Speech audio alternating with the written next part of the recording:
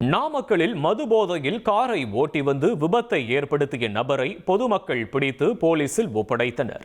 கர்நாடகா மாநிலத்தைச் சேர்ந்த சரவணா குடும்பத்துடன் சமயபுரம் மாரியம்மன் கோயிலுக்கு சென்றுவிட்டு நாமக்கல் வழியாக கர்நாடகாவுக்கு காரில் சென்று கொண்டிருந்தார். பொன்விழா நகர் அருகே கார் வரும்போது எதிரே உள்ள சாலையில் நாமக்கல் வேப்பனம் பகுதியைச் சேர்ந்த ஜீவா என்பவர் தனது காரை திடீரென வளைவில் திருப்பியுள்ளார். அப்போது இரு கார்களும் மோதி விபத்திற்குள்ளானது.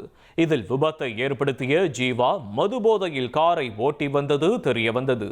தகவல் அறிந்த சம்பவ இடத்திற்கு வந்த போலீசார் போக்குவரத்து நெரிசலை சரி செய்ததுடன் விபத்து குறித்து வழக்கு பதிவு செய்து விசாரணை மேற்கொண்டு வருகின்றனர்.